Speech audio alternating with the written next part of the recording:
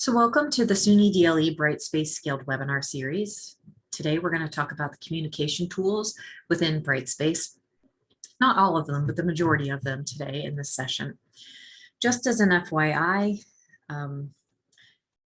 according to this slide, I wanted to run you through the format for these sessions. First, it's an hour and a half long. The first hour, maybe a little bit more than an hour for communication tools. I'm going to demonstrate the tools to you here in Brightspace. The last portion of the webinar will be focused on questions and answers. So if you have any questions about what I have discussed in the prior 60 minutes, you can feel free to ask. If for accessibility purposes, you need to have the closed captioning on, please feel free to turn that on.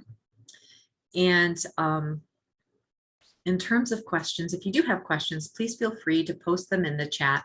It's helpful to me because I end up going back to the questions at the end of the 60-minute presentation. If you highlight your question with a capital Q or the word question in all caps, and that way I know that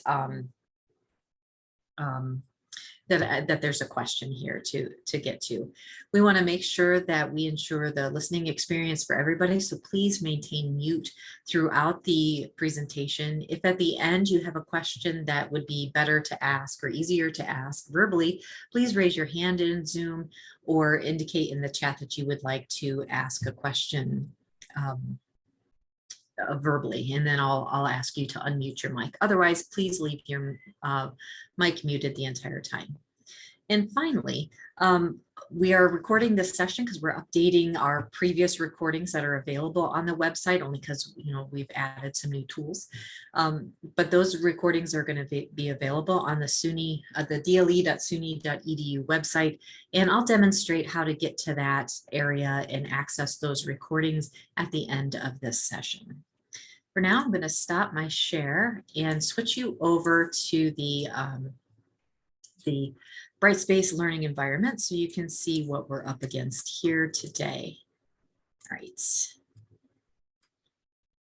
And I see that there was a request in chat to share a copy of the slides. There aren't any slides other than this title slide. It's mostly just me demonstrating Brightspace here to you for you to watch along, but you can access the recording absolutely afterwards. So we're here to talk about communication tools. And the first communication tool that we're going to talk about is the announcements tool. This is a way for faculty to do a one-way communication with students. We highly encourage you to use announcements as part of your plan for regular and substantive interaction, or RSI. Set your announcements up from the beginning of the semester to come out at the same time every week, and you'll find that your students come to anticipate those announcements, and you can lay out what students need to be doing or should be doing for a particular week, etc. For example, I set my course announcements to open up at 9 a.m. every Monday.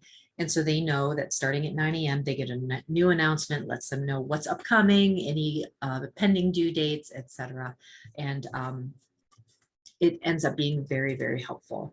You can always add, any extra announcements you need. So maybe there's a snow day, or you're experiencing computer difficulties or something along those lines. You can always communicate with announcements for quick messages if you would like to. All right, so to get to the announcements, you're going to be within your course. And so I would have used my course selector or waffle here to get into my hair and training course.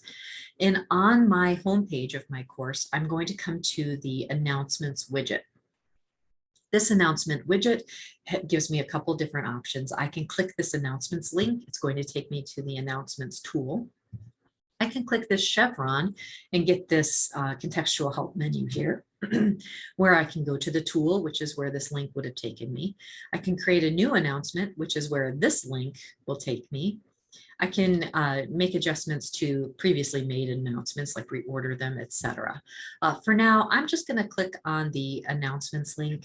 It actually is fewer clicks if you do it this way. So this is your announcements area.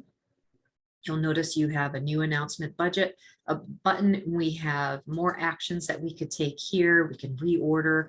You can subscribe to an RSS feed if you do already, and you can update your notifications if you haven't done so up in this notifications area here. And finally, you can restore accidentally or announcements that you deleted intentionally. You can restore them back to student view. You are able in the search field to search announcements. So you're like, I know I mentioned exam 1 in an announcement, but I don't remember when. And you can search for the words exam 1 and it will find that announcement for you. So here I have the option to delete. So I'm going to talk about that a little bit. This table contains all of the announcements that are live at this moment, or that I've created rather in this course. And you'll notice that it gives me a title of that announcement. There's a chevron right next to the announcement title where I can edit this particular announcement. I can view what this announcement is going to look like to my students. I can dismiss it from the widget. I can delete this announcement, or I could copy this announcement and then kind of edit it. So if you use the same format for every announcement, you can click copy and then just do some minor tweaks for a subsequent announcement. You'll notice I set availability dates for this particular announcement. In this case, I did a training on July 6th, and the end date for this announcement would have been the next day. The status will let you know the status for that announcement. There are 4 options. There's published, there's expired, there's scheduled, and there's draft. So you can scroll down through your list and see all of those announcements. I do want to highlight that within your announcements, it's very easy to create content links. So if a student were to click on this link, it would take them to a particular discussion forum that I would like them to participate in, or this quiz. And you can also use another communication tool called Video Note right here within your announcements area. All right, so let's say I do want to delete an announcement. I have the option, I could select this top checkbox and it would select all of the announcements in this entire list, and I could click delete. Or if I just wanted to delete 1 or 2 emails, I could select the checkbox in front of each announcement that I wished to delete and then hit delete. This will want to confirm that you want to delete this announcement, and you have to say yes or no. I would like to delete this announcement. Now, you'll notice that you get this lovely little pop-up that indicates that your announcement was deleted successfully. It will go away on its own, or you can X out of that. We have some more actions here. If I want to restore that deleted announcement, I click on Restore. And you're going to notice that I have a list here, 27 announcements that I've actually deleted over the last 5 or 6 months. And I could click on this announcement or click on all of them and click Restore. It would put it back in that main announcements list if I would like to. I don't actually want to restore this. I do like to kind of limit how many announcements I have live in this training course. I don't tend to delete my announcements in an actual course. Clicking back into the announcements, I'm here. So let's talk about creating a brand new announcement. Here on this announcements page, you click New Announcement.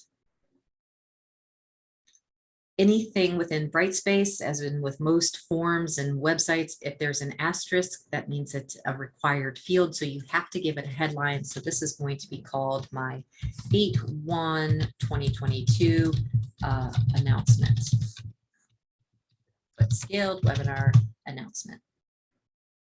If you have more than one faculty member in your course, say, for example, you're co-teaching or you have TAs or graduate assistants in your class, who have access to creating announcements, by the way, you can select display author information. This helps your students understand who is communicating this information to them, and will help them put it into context that way.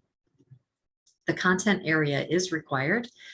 So this is where you would put the body of your announcement. And if you were in attendance at my accessibility scaled webinar, you'll understand why I'm about to show you this, but this is the title of my announcement.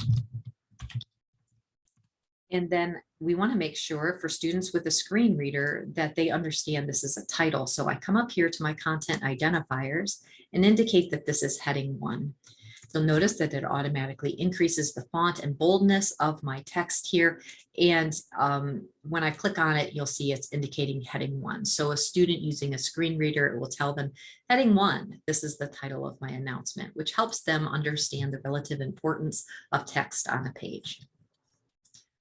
This week we will, and then I like to break my announcements up by using, some of these headings, but also using lists, because as humans read information online and digital content, they're drawn to headings and to lists. They recognize those as indicating importance or value, and they tend to spend more time with reading that material. So I use a bulleted list here, and I'm going to say participate in the week 2 discussion and complete the week 2 assignment.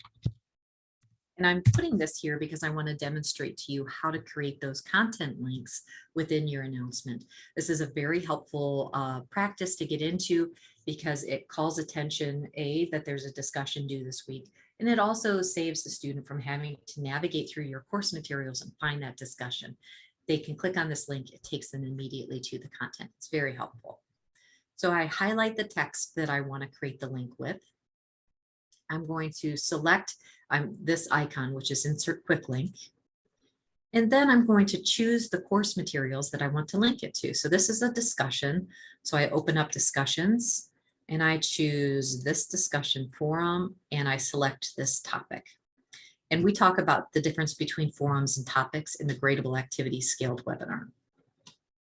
Next, I want to create a content link to the week 2 assignment. So I'm going to highlight week 2 assignment, click on the Insert Quick Link again. Oh, wait, I didn't grab the T here, so let me do this again. Click on that quick link, and this time I'm going to come to assignments rather than discussions. I'll click on that and select an assignment that I would like to have it linked to, just like that. All right, for the next example, I have to stop my video here within Zoom, so I apologize for that, but I need it so I can show you Video Note. What I'm going to do is introduce you to Video Note, which is another communication tool. You don't just use it here in announcements. You can use Video Notes in email, in your course content, in your feedback to your students, in activity feed, etc. So anywhere where you have access to this Insert Stuff button, you can add a Video Note, and which is virtually everywhere, by the way. So what Video Note is it's a way to create a video directly within Brightspace that will be captioned. And they're intended to be very brief videos, 2 to 3 minutes max, because what we see is with video consumption, after about the 5-minute mark, and definitely before the 6-minute mark, we see a precipitous drop in attention that's being paid to a video beyond that 5-minute mark, and it does not recover. So almost anything that you're creating in terms of a video beyond that 5 to 6-minute mark is almost diminishing returns. So we encourage you to only create quick 2 to 3 minute videos here using Video Note. It's another way of adding multiple means of representation for universal design for learning. So in addition to the text that I'm providing my students about what's coming up this week in my announcement, I can provide them with a really quick 1-minute video that says, hey, welcome to week 2. Don't forget we have this, this, this, this, and I can go through those objects so students can read and listen, or they can listen only, or they can read only. The choice is up to them. So let's create that Video Note here. I'm going to select the Insert Stuff icon. And from the Insert Stuff menu, I select Add Video Note. From here, you'll see my video appears here. I can click new recording and I'll say, hey, welcome to week 2. This week we have, we're completing our discussion for week 2. And there's a quick assignment that's based off of the readings that we did last week. So take a look at that assignment early this week. If you have any questions, please feel free to email me. And it's due Sunday night at midnight. And I'll say, hey, well, so I click next, or you could re-listen to yourself if you want to. I don't want to. And I'm going to give it a title. So I'm going to call this the 8-1 Scaled Webinar Video Note. You can provide a description if you would like. My video of the 8-1 announcement content. Ooh, gotta spell it right. And then this is an important step. My audio language, the language that I was speaking when I was creating this video, I select that. And the reason why I do this is because it assists the automatic or the artificial intelligence or AI software that is creating these captions. So if I had been speaking with an English but a United Kingdom accent or dialect, it would actually be better be able to listen to that and then translate it for me.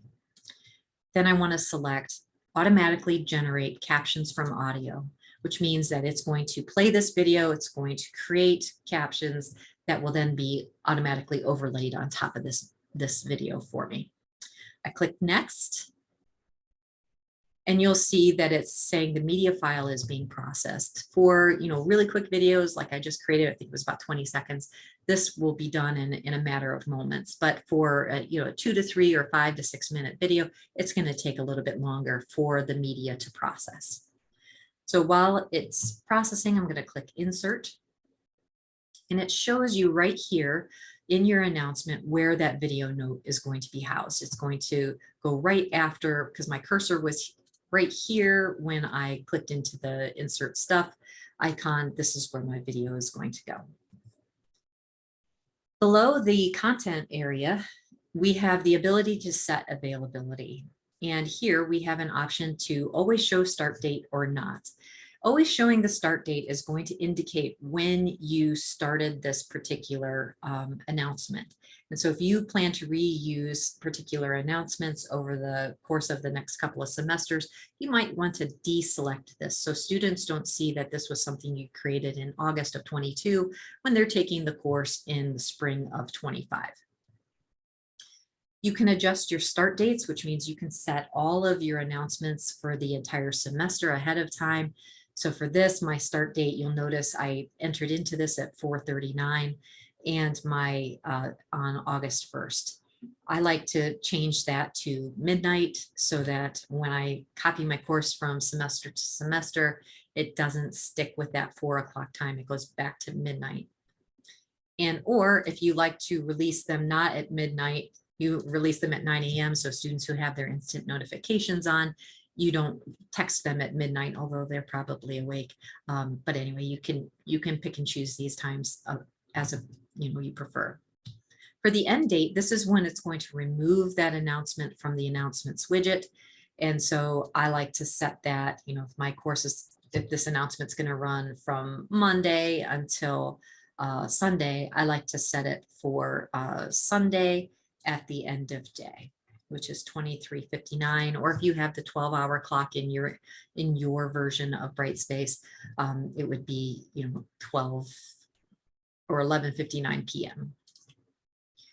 For our announcements, we have the option to add a file. So if you wanted to upload your syllabus or the rubric for this assignment that is due this week, or any other file that you would like to add, you can do so here.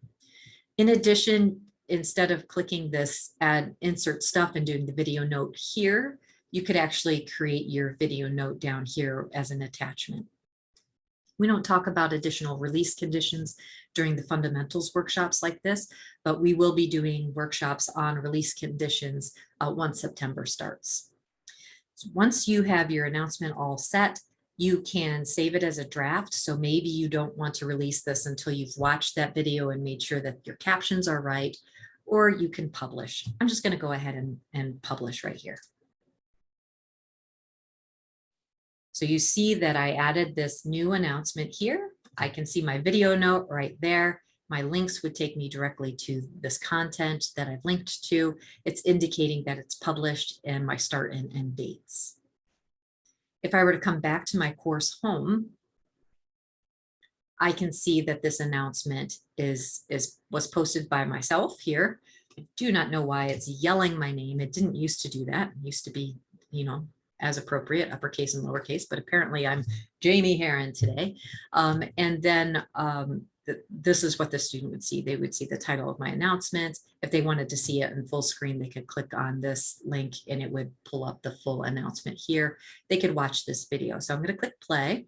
And I'll say, hey, and you'll see that it's auto captioned that for me automatically. And that makes me that it ensures that it's accessible and that saves me some time and effort from having to manage that. If I do find that I need to adjust the captions for my video note, I can always come up here to my admin tools gear cog. You will not have access to all of this. I am the campus system admin for this CPD instance here. You can use the audio video note editor to make those adjustments for that particular video note. So that brings us to the end of our announcements section, as well as the video note section. The next communication tool that we're going to talk about is course email here within Brightspace. To get to course email, the easiest way is through your mini bar, and that's this area right up here on the top right-hand corner of your interface. The envelope icon is your message alerts notification area, and if you click on that envelope, you'll notice you have access to email. You'll also have access to any, it will indicate if you have a new email here, you can click on that email, it will take you right into that particular email. If your campus has instant messages, you can use instant messaging. Not all campuses have that. So for today, we're just going to talk about email here.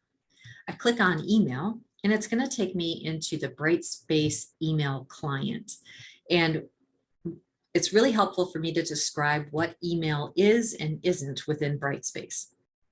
But if you have Blackboard course messages currently in your learning management system, this is Brightspace email. Brightspace email is the same as Blackboard course messages.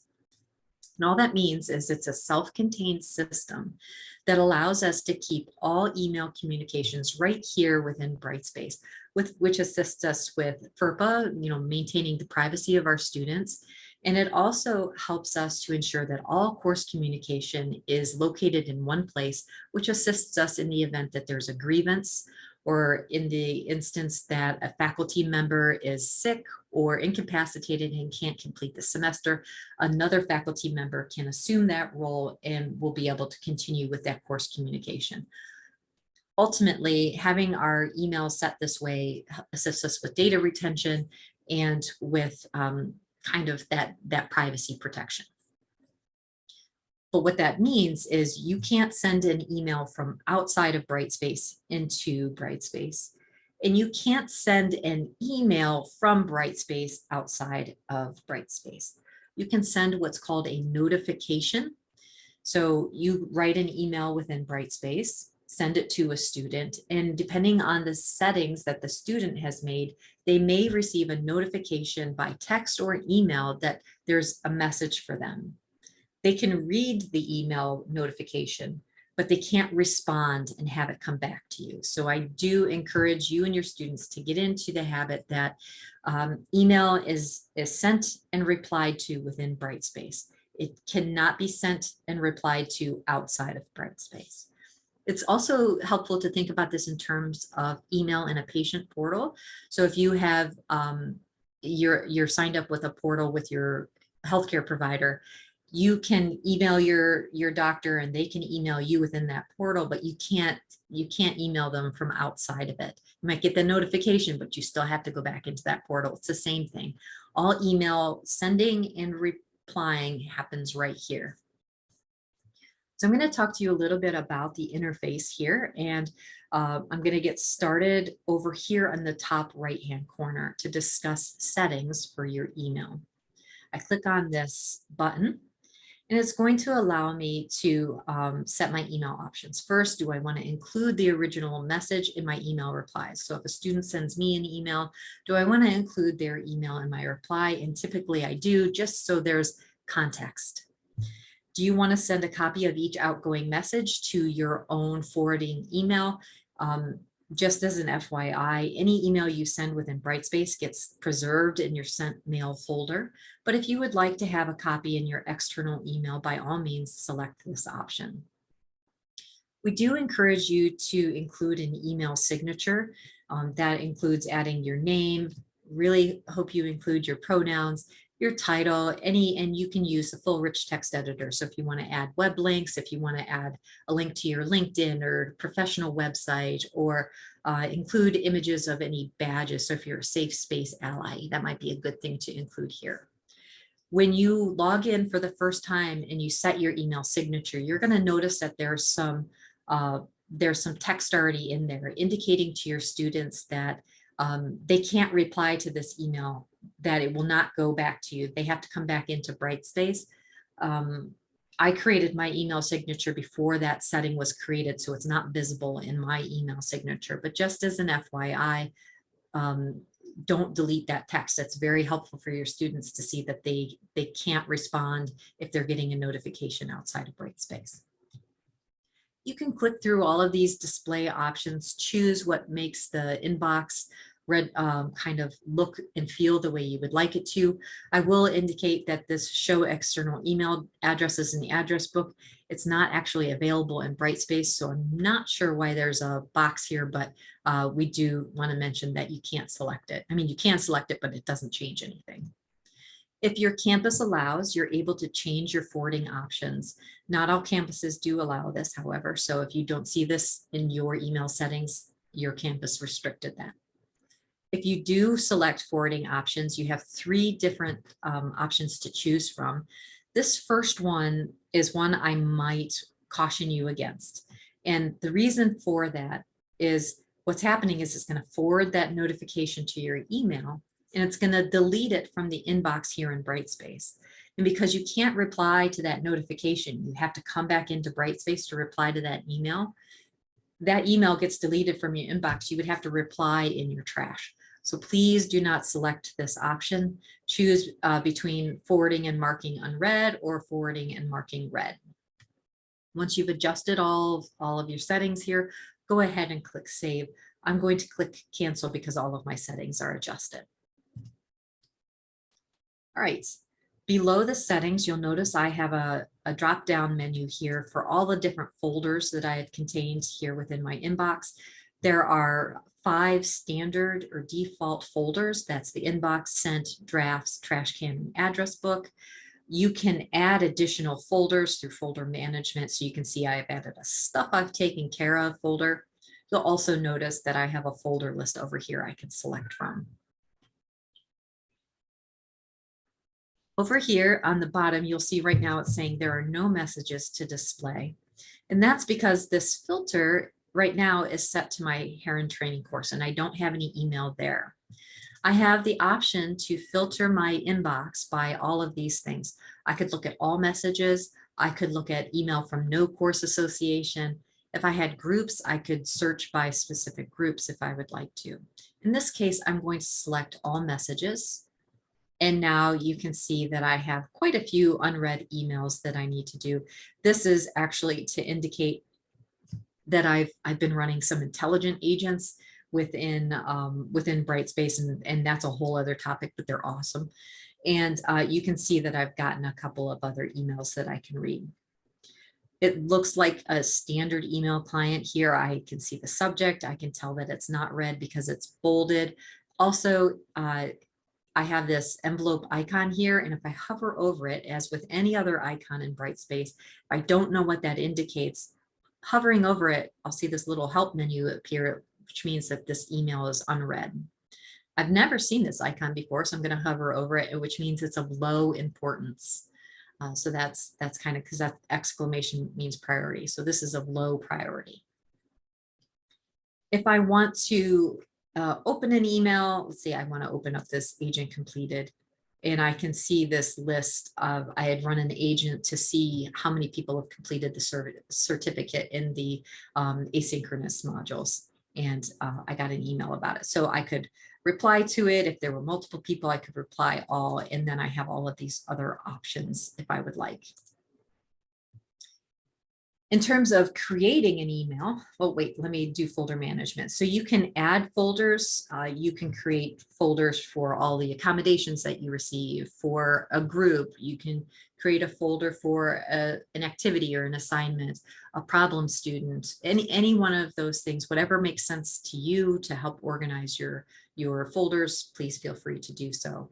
And then you have the option to refresh your screen while students are here, or you're in a class maybe doing some grading and you want to see if somebody emailed you while you were answering other emails, you could click refresh and it'll let you know if a student had emailed you. But let's compose an email. I'm going to click compose. And I have a couple of different ways to add in a recipient. First is I can start typing the name of a student. I know I have a student whose name is Tamara in here. So I go Tamar. And it auto fills it for me. It says, oh, do you mean this student? I'm like, yes, indeed, I do mean this student. So I click on it and it's added it to the to field. If I wanted to add an additional student, or maybe I want to BCC my TA or my GA, I could do the same thing here and I could start typing this and it would autofill and I could add in that user there. If you don't know your student's name, or you want to email maybe your entire class list or maybe a group, etc., it's really easiest to use your address book. So you click over here on this button here. And you are going to scroll down and you can filter this, by the way, with this particular course or by group, etc. And say I want to email my entire course. I can select this checkbox and it's going to select everybody on my roster. And then I decide, do I want it to go to carbon copy or BCC? In this instance, because I'm emailing everybody, I might want to do BCC so we don't get people getting tons of spam with a reply all. So I could do BCC. And you'll notice it has inserted all of those names I selected right up here into the BCC field. Now, what if I only wanted to email 2 or 3 students? I could click, Jane, Amir, and Tamara. And I want this to do like a carbon copy. I click that, it adds them here into the CC field. Once you've adjusted all of your recipients here, you can add them. And you'll notice it populates this field for you. I'm going to revert back to just sending this email to Tamara and deleting these email additions here so I don't just send tons of emails to everybody. Next, let's talk about our subject line. You'll notice that this subject line is pre-populated with the course title. This is going to help students who have more than one course. It provides context and they're like, oh, this is from Professor Heron, great. And they're already setting that expectation that this is my psychology course or my neuroscience course, etc. So I know they kind of know what to expect. And then you can type in welcome to class or whatever your subject line is going to be. And you can start composing your email. So Tamara, welcome to class. And whatever else you want to write there. You have the option to create a video note, just like we did in the announcements in this insert stuff. If you want to personalize that welcome, you can create links to content in your course. You could add images, you could embed videos, etc. Anything that you would normally do in the rich text editor, which, by the way, we talk about this rich text editor in depth in the authoring content, creating content scaled webinar. Once you're done composing this email, you scroll down a little bit. You can set that priority. So you saw that the down arrow indicates that it was low priority. We could set normal or high. Most of my emails tend to be normal.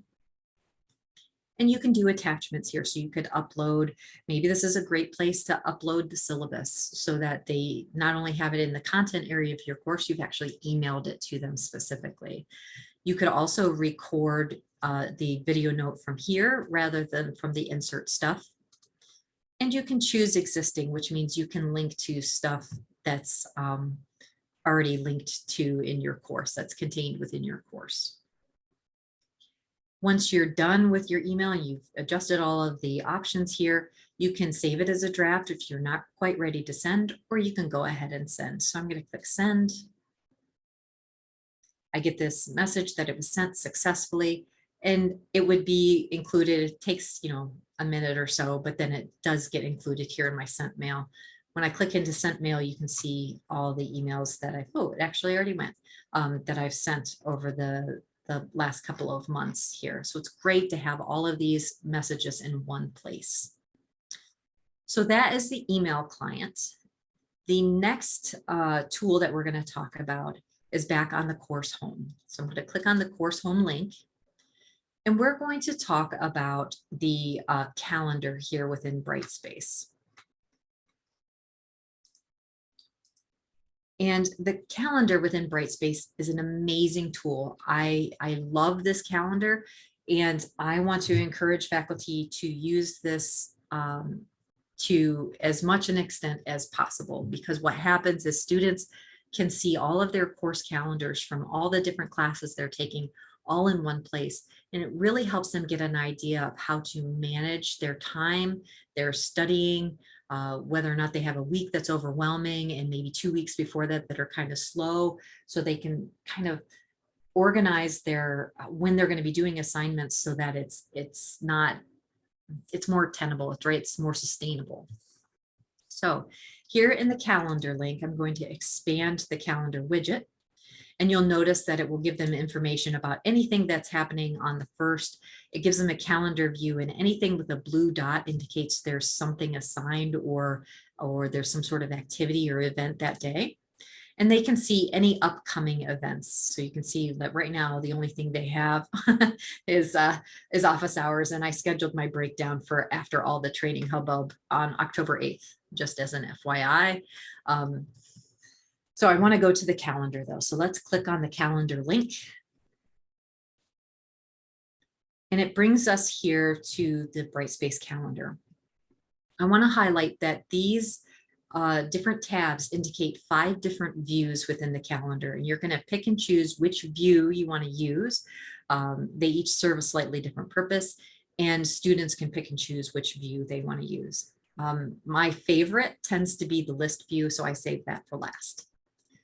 So let's look at the agenda view here in the calendar. And what it does is it brings up the next 7 days. What's going on in this class in the next 7 days that they should be anticipating. And if there's nothing going on in this 7 days, they can click the next 7 days and it will give them information. So right now it's just saying there's some office hours. I would include a Zoom link right here. If I was doing my Zoom office hours, they could click that link and go right there. Within the agenda view, you're going to notice that they can sort by date. They can sort by course. So if they're viewing, all 5 calendars, they're taking 5 courses, they can actually just view the agenda for that particular course or for categories of events. So if there are, events that you've created within your calendar or discussions or assignments, etc., they can actually sort that way too. The next view is the day view. And this is I'm going to click onto a day that there's something scheduled. This is more like a daily planner, so they can see what's happening hour by hour within Brightspace. So I have my office hours set from 10 until 12. If I had included the Zoom link, they could have clicked it directly from here. They could also view that by week. And so they could see what it's going to look like if they have multiple scheduled events throughout the week, if they have any conflicts, if they have some time that maybe they should be studying for their exam here, they can see that. In addition, they can view it by month.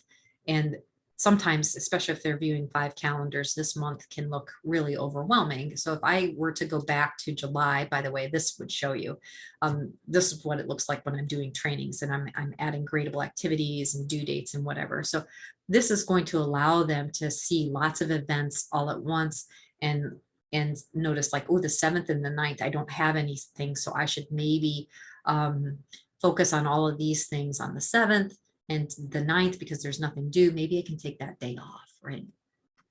And finally, we go to the list view. And this view is my favorite for 2 reasons. A, because I'm compulsive and I like to do check marks, and I can print this out. So if I wanted to have all of the things that are due in my particular course, I could print this out and put little check marks next to it, hang it up on my bulletin board, etc. if I would like to. But in addition to being able to print this whole thing out, I can actually filter by specific activities. So I only want to see my assignments. And you can see there are 41 items as opposed to 100 items before. It's going to say when I have access to the assignment, when it's due, etc. And then I can check mark when I'm all done with that. In addition, if as a student I subscribe to the calendar, if my faculty member adds or deletes something to the calendar, I'm actually going to get a notification. So I can come in here and adjust my printout if I need to. Maybe I don't want to sort by assignments anymore. Maybe I want to sort by quizzes. And I can see that there are 63 items that are there. So they could do maybe assignments, discussions, and have all of those gradable activities on one printout. And then they know all of these things I need to do by the end of the semester. So that's the list view. I can print this calendar. Any view that I have, I can print. I can adjust the settings for my calendar. So let's click into settings. This I can change my core hours so students understand that I typically, my core hours for Brightspace are 8 to 5. My default event duration is going to be 30 minutes. And this is an important button I want you to consider selecting to enable calendar feeds, which means that if you have another calendar that you use, you can actually download the iCal file from that calendar, upload it here into Brightspace, and it will synchronize. So if you have a built out Google Calendar with all the dates and links and all that stuff, you can actually bring that into Brightspace and it will use those dates. So you would click save here, and students can subscribe, you can subscribe, etc. Here under more action, you can change the event visibility of things that you've created. You can offset dates, but we don't recommend you do that from the calendar. It's easier to do that from the course admin with the manage dates area. And you can delete events from your calendar. Let's create an event here within the calendar. And just as an FYI, you don't have to create every single item on your calendar. When you're setting dates for a module to open and close at a particular time, when you're setting dates for an assignment due date or a quiz due date or your office hours using virtual classroom, those things get automatically added to the calendar. Typically, the only thing you need to add to the calendar yourself are things like review sessions, your office hours, if you're not using virtual classroom, maybe review sessions. Maybe the other thing that you might want to add are your discussion dates, because as with most things calendar wise with discussions, because a lot of people have a separate due date for main post and replies, they don't tend to have those due dates in the discussion area so that you can set them there. Instead, you set your discussion due dates here. You'll see that my operant conditioning discussion is due June 27th. The peer replies would be due at a different time, right? So you can set those dates. They'll get notifications. It'll show up on the calendar for them. So let's create an event. I'm going to say this event is called the exam to review session.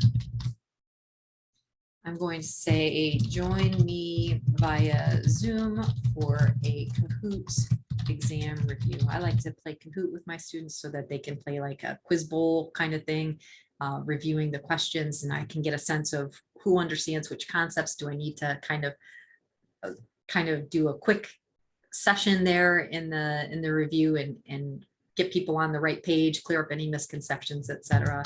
And here is the Zoom link. I'll see you at 7 p.m. on Thursday, the August 2, 3, 4. You have the option then to make this an actual link. If you had the Zoom link, you could insert it here. And then you can restrict attendees. So if you have groups and maybe you only had group 1 to attend this exam review session, you could restrict it by group, or you can leave it open to everyone in the course. You can set a couple of different things. This review session is going to happen on August 4th from, what time did I say? 7. From 7 until 9. And then if you wanted to, you could add a recurrence. So this was something like your office hours and it was going to happen every week at the same time. You could do that. You can add restrictions so that this is, it's hidden to, so if you wanted to set an event for an extra credit, you could do so as well. I do recommend if you're going to do a due date for a discussion main post or reply that you select all day. Otherwise, it sticks at a particular time and it can be a little bit challenging for the due dates there, but you use your own discretion. And here might be where I might also put the Zoom link here as well. I click create and it adds it then to my calendar. All right, so that is our calendar for today. Let's come back to our course home where we're going to talk about the next communication tool. The next communication tool we're going to talk about today is called Activity Feed. This is not always immediately visible on your homepage. If you want to use Activity Feed and you don't see it on your homepage, reach out to your distance learning team on your campus and ask if you will have access to Activity Feed. I'm going to expand this widget. Activity Feed is a unique tool to Brightspace. And we know announcements are a one-way communication. We write an announcement and we push it out to our students for them to consume. Email is two-way communication. So I can send an email out to a student and they can respond back. I can send an email out to a group of students, but not everybody might respond back and I might respond to an individual. So it's not necessarily always going to be everybody's getting the same information by email. So what they did was they created the Activity Feed, which is a public way to share information. It works a little bit more like social media. So the instructor starts a post and students can respond. And so I've kind of included a couple of examples here of how you might use Activity Feed. This is not an exhaustive list. I encourage you to be creative and really think about how you want to use Activity Feed. But one way you can do it is to replace the Ask a Question discussion forum. And so the Ask a Question area is always visible out here in the Activity Feed. So you can post, hey, ask a question here. And when a student posts, they say like, oh, I have a question. And then the faculty member can come back and say, I have an answer. And or if another student knows the answer and gets to it before the professor does, maybe they posted it at 1 a.m. and another student was online at 1:30, they can answer that question because if it's me, I'm not going to be online at least until 8. So anyway, this allows the students to crowdsource the answers to the questions here as well. And then they're always visible out here in the Activity Feed and everybody has access to that information.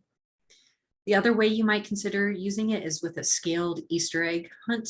And so I do this sometimes with my syllabus or with my documentation within my course. I try as hard as I possibly can to avoid spelling errors or grammatical errors. But what I do offer is extra credit for an individual who points out a spelling error or a grammatical error. They post it here and I'm like, thank you, I've changed that, and you get a point of extra credit. So that's kind of like an Easter egg hunt. You could do a nerd alert. So I do this in my neuroscience class. I want them to think about my course content outside of the course and see how neuroscience applies to their everyday life. So when they're, scrolling through TikTok or Instagram or Twitter or the news or whatever, and they find something that relates to neuroscience, they just post the link here and people just get to enjoy that. They don't necessarily have to do this for credit, and you'd be amazed how many people actually post in this. So it's kind of a fun thing. Consider what you might use activity feed for, and just, you know, give it a shot. So let's create an activity feed post. To do so, you click this plus button to create it, and it opens up this editing area. You're going to notice that you have an opportunity to create an assignment here. We do not recommend that you create an assignment in the activity feed. Everybody's going to be new to Brightspace. It's going to be better for everybody, you, the students, etc., if you create the assignments as we recommend when creating gradable activities from the course activities area. So don't use assignment, but do use messages. So when you click in to create a message, you'll notice that this limited rich text editor appears. And if you click the chevron next to each of these items, it's going to expand out for you.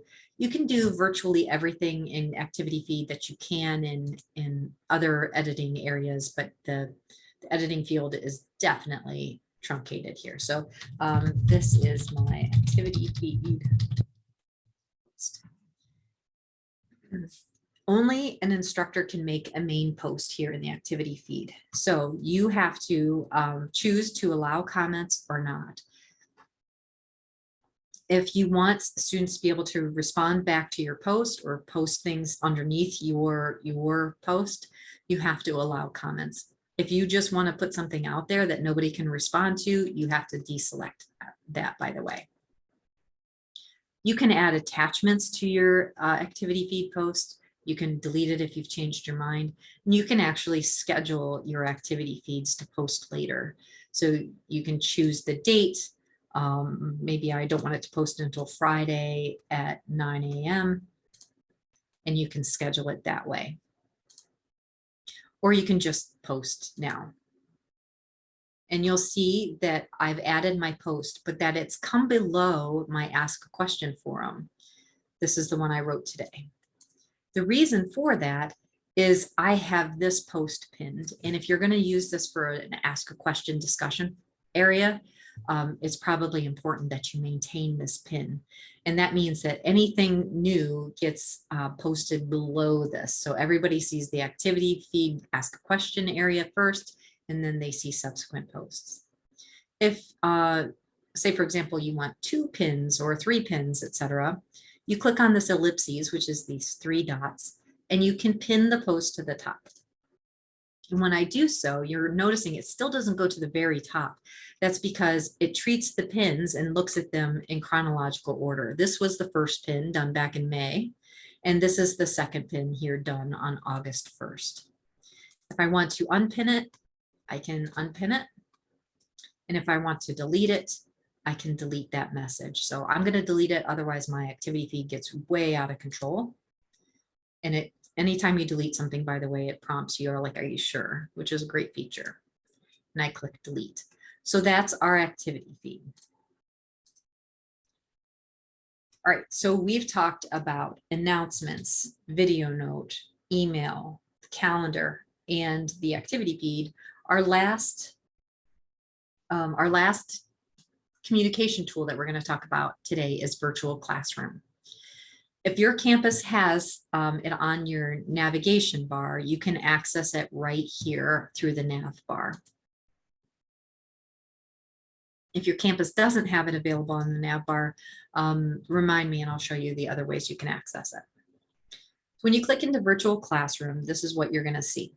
You'll have a list of active meetings if you've already created some, and you'll have a list of recorded meetings if you've already created those. Let's talk about these a little bit. So I set up my virtual office hours. I set them to repeat every week for a period of time. I have a review session that I scheduled, back in July. You can click on this kebab here and it will open up some options. I can't launch this meeting because it's not scheduled for right now. I can edit that meeting if I would like to, or I could cancel that meeting. For the recorded meetings, if I click on the kebab, you'll see here that if I were able to, I could click preview. I could manage the captions because this was recorded. I can go through those captions and make sure all of it is spelled properly, etc. Or I could delete it. If you had students logged in at a particular time, you could actually see who was present. If you had set your settings when you created this meeting so that you could copy that URL and make the recording public, you can actually do so if you would like. And if you had set your settings appropriately, you could download your recording. If you need any help with virtual classroom, you can click on this kebab right here and click help. But let's create a brand new meeting here in virtual classroom. We click on this pink circle with the white plus sign here. And this menu appears. You have to give it a title. And so I'm going to say scaled webinar 8.1. You can set the meeting date, and the meeting date is today.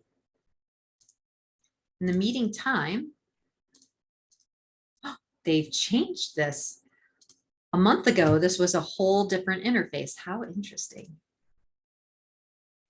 Okay, so I'm learning right along with you. I apologize. This is brand new to me, but you just click on the time that you want to get it started. So right now it's 5:26. So I'm going to set this to 5:20 p.m. or 5:19 p.m. Instead of clicking on the clock, you could always click now. So if you needed to set up an impromptu meeting with a student, et cetera, you can click now, and then there's no need to add those meeting dates and times here.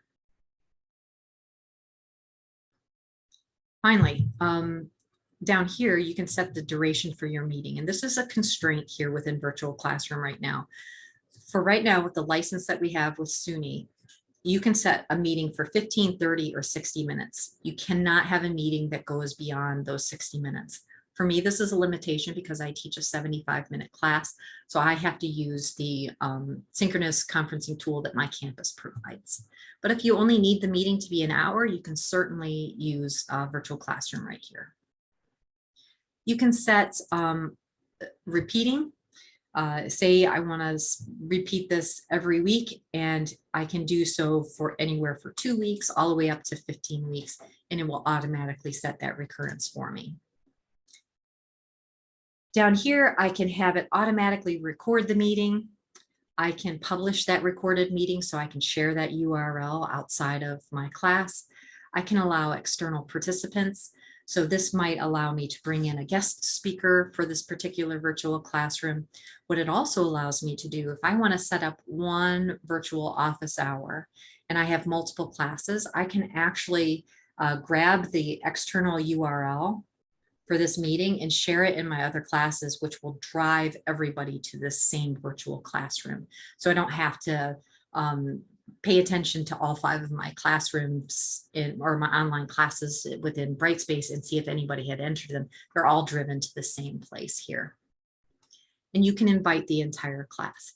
If you invite the entire class, please be aware that one of the other limitations of virtual classroom is that it is limited to yourself plus 49 other people, so 50 people max. So if you have a larger enrollment class, then you're going to want to reach out to your campus and see which synchronous conferencing tool they want you to use there. So I'm going to click Save. And you can see that it indicated that my new meeting was created. And now, if I click on this kebab, I can actually click launch. Now I could copy that external link and share it with my guest presenter if I wanted. I could share it with my chair. I could share it with my other course sections so that they all get driven here into my virtual office hours, etc. But for now, I'm just going to click launch. I don't think I ever started my video back up. I apologize. So here is going to bring us up to this first page where we get to double check we're in the right meeting, and we can click join. We can grab that external invite link. You can get dial-up information and help if you need it. Let's click join. And then how would you like to join audio? I'm going to listen only because otherwise it creates feedback because I have audio for Zoom right now too. person in this conference. And it lets you know if anybody else is in the room with you. Right now, it's just myself. So I'm going to follow this in like a swirl here. So I'm going to start here in the center. Every single virtual classroom is started automatically with a whiteboard. And on that whiteboard, you have the option to upload a presentation. So you could upload a PowerPoint if you would like. You could upload a PDF, etc.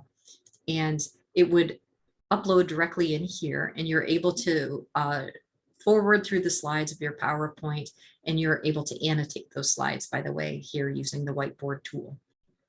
Or you can just use the whiteboard if you would like to draw on it or whatever you would like to do, etc. here. Up above that, you'll see the title of our webinar, and we can start or stop the recording here. This pie piece, that always reminds me of Trivial Pursuit. This is going to indicate your bandwidth. If it's not green, you should not share your video. Otherwise, it'll kind of be crunchy for your students. This kebab, if you click on it, gives you some options. You can make this full screen if you would like. So rather than having just this limited square for students to see your PowerPoint or your whiteboard, you can make it full screen. You can adjust settings for your microphone, your video, etc. here. Once a student or somebody else has shared their video, you can actually switch between views. You have a gallery view or you have a large gallery view, depending on how you want to view the screen. You can end the meeting or you can leave. And if you leave, you have to assign someone else as the host. Now, down here on the right-hand side, we have some options for working with our whiteboard.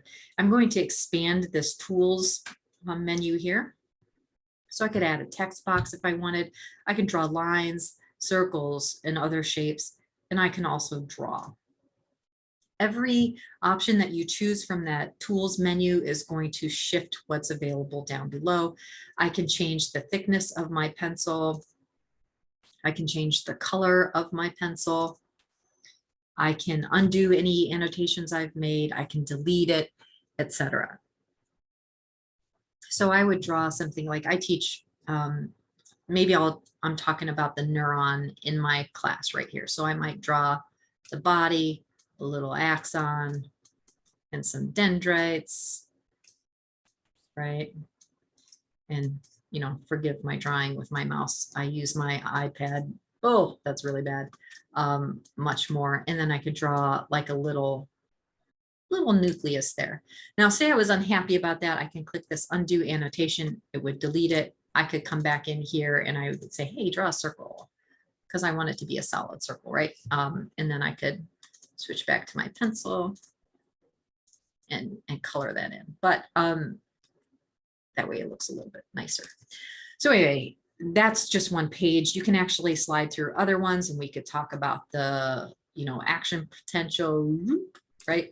And on the next slide, I could draw, you know, like the synaptic cleft. Oh, this is really bad. Oh, I drew that really bad, right? With lots of little neurotransmitters coming across this way. And if I were to come to the trash can, that would delete all of my drawings there, but it only deletes it from that particular slide. So just be aware that you can clear all your annotations, but it's only clearing it from a slide at a time. Finally, we can turn on a multi-user whiteboard. And what happens here is other students can join in on your drawing. So maybe you say, okay, identify the nucleus, and a student could, you know, point to the nucleus, and you could see which student is drawing what because their name is next to their pencil, etc. Finally, down here below, you'll see you can share your screen, you can share your video, and you can leave or join audio here.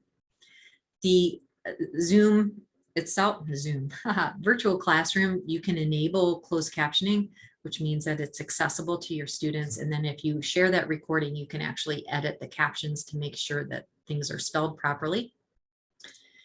You can do polling within within virtual classroom, but the polling is a little limited. You can't create your polls ahead of time. You have to create them on the fly, unlike with Zoom where you can create them ahead of time and then have them ready for as your class begins. So just be aware of that. We have a public chat. There is no private chat in virtual classroom. And you can actually click on this kebab and you can save the chat or you can clear the chat. And finally, we have access to the participants. You can unmute somebody, you can mute somebody, you can upgrade somebody to co-hosts so that they can present on the whiteboard as well. All right, so I am going to actually not do full screen, but I'm going to leave the meeting. All right. And what you'll find now when I come back into the course area is my meeting is still here because it's going to go for a full hour beyond 5:28. But if I were to come back out here to course home and click into the calendar, you'll notice now that I have a link here to that virtual classroom. And it will actually, a student will see that on their calendar and they can click the link directly into virtual classroom. So if I were to set my virtual office hours using virtual classroom, it would auto populate my calendar for every single one of my meetings, and my students in that particular class would just click the link, take them directly to the virtual classroom. Easy peasy, lemon squeezy. All right. One last thing I do want to show you, because just in case you don't have virtual classroom access on your nav bar, you can actually get to virtual classroom anywhere that has a rich text editor. And so I want to show you that. Actually, let me show you that in announcements, say for example. So let's go into announcements, and I want to edit this announcement that I made today. I click on this, click edit, and I want to add in a virtual classroom. And so I come in here to insert quick link, scroll down until I see virtual classroom. And here I can insert a quick link by creating a brand new meeting. So I want to create that. I'm going to schedule this meeting, and it's going to be called demo of VC in announcements 8.1. And it's going to be for now. It's going to be only for 15 minutes. I'm going to start recording automatically. I'm going to allow external participants, and it does not repeat. So I'm going to click save. And I'm going to select that one. And now it adds in that link to my virtual classroom. This feature works in email, in announcements. It works in the calendar itself. It works in your content area. So if you don't have access to virtual classroom up here, you have access to it virtually everywhere else. So just as an FYI, I click update. It's right there. It would take me directly into the virtual classroom meeting. It's really, really convenient. So I actually don't want to join that. I really don't want to join that. So I'm going to come back.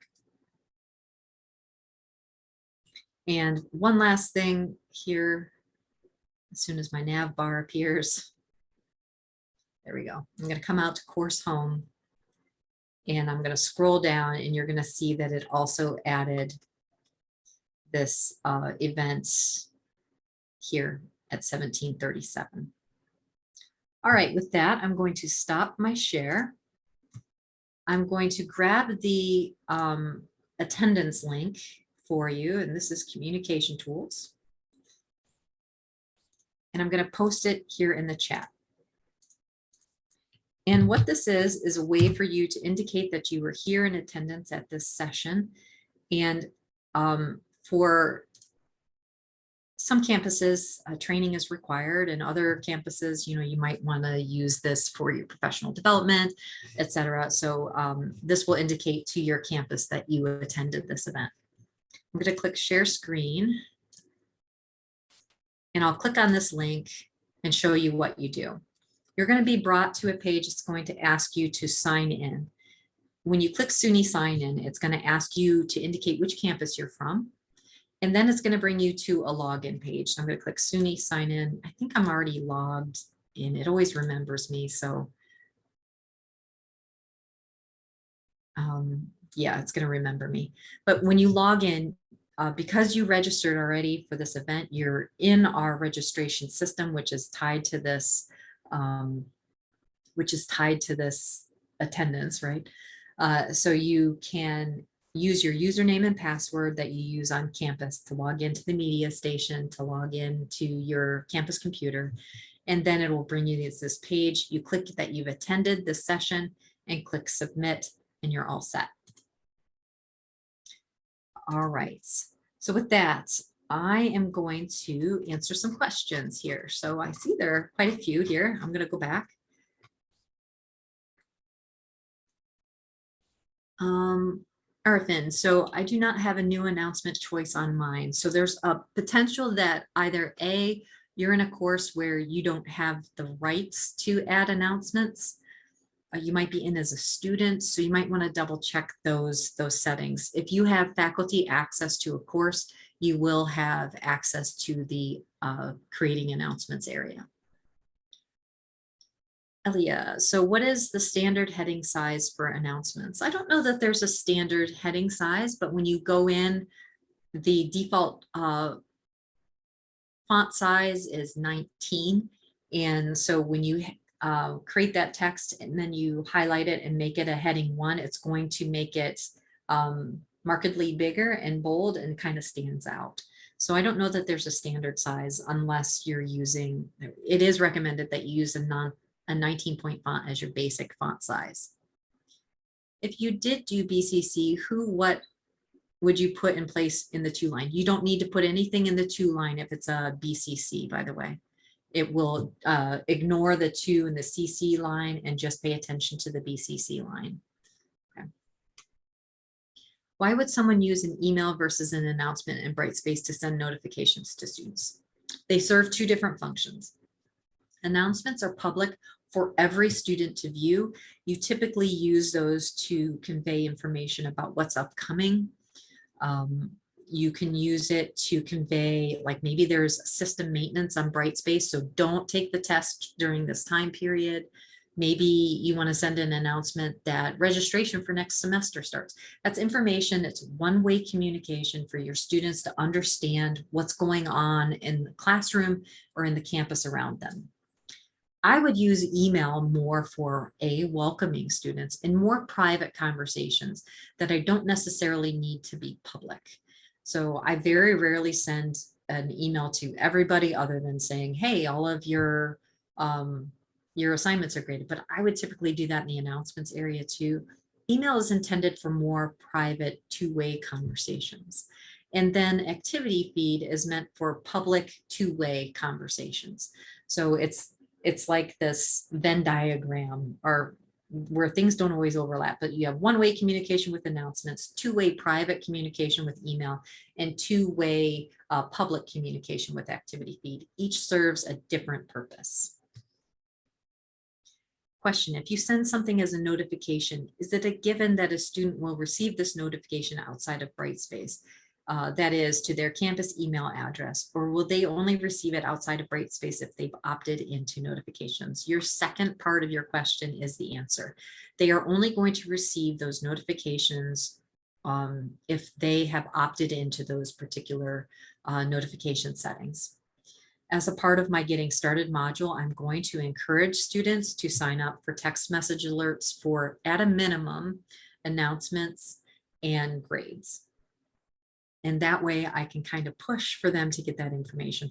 In addition, I use an app called Remind, which uses text for me to communicate, and neither of our phone numbers gets shared, but we can't force them to get the information, but we can encourage them to do so. Question, if I want to send an email to all of my students in every course, say I suddenly cannot make it to a class, is there a way to choose all the lists of students? Let's see. So if I wanted to email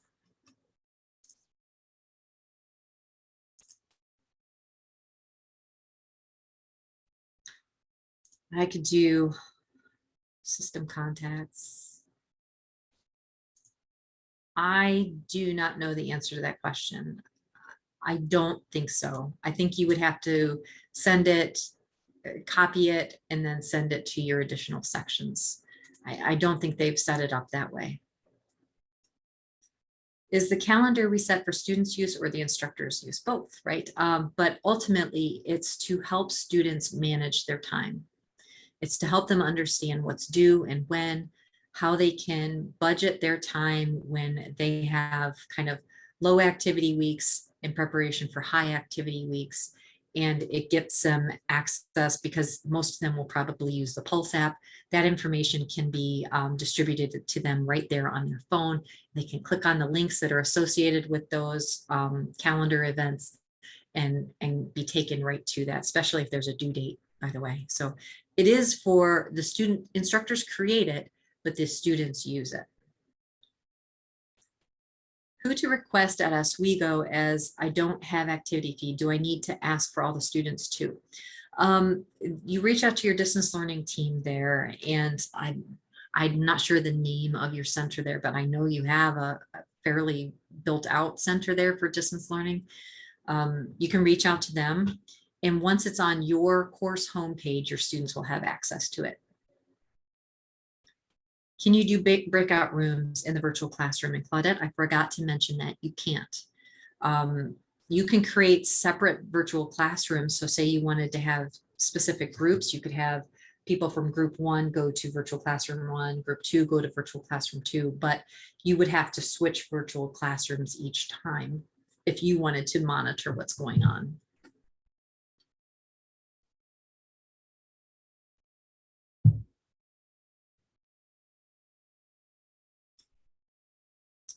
So there's a question here about if you don't want to use the Brightspace email, is there a way to turn that off? It is a global setting. So if you turned it off, it would be turned off for every single course within your campus. So no, you can't, sorry.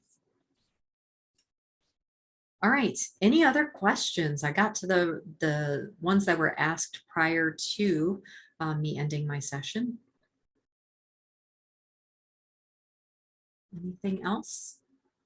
There are lots of communication tools within Brightspace. You know, some of them overlap slightly, but I think it's a great environment for meeting the standards for regular and substantive interaction. A lot of it can be scheduled ahead of time so that you have more time to interact with students, that you can create all this stuff before the semester even starts and things go sideways. You know, we've all been there. And then it's all contained here, which is great for data retention and for grievances if you ever get one. So with that, I'm going to stop my recording.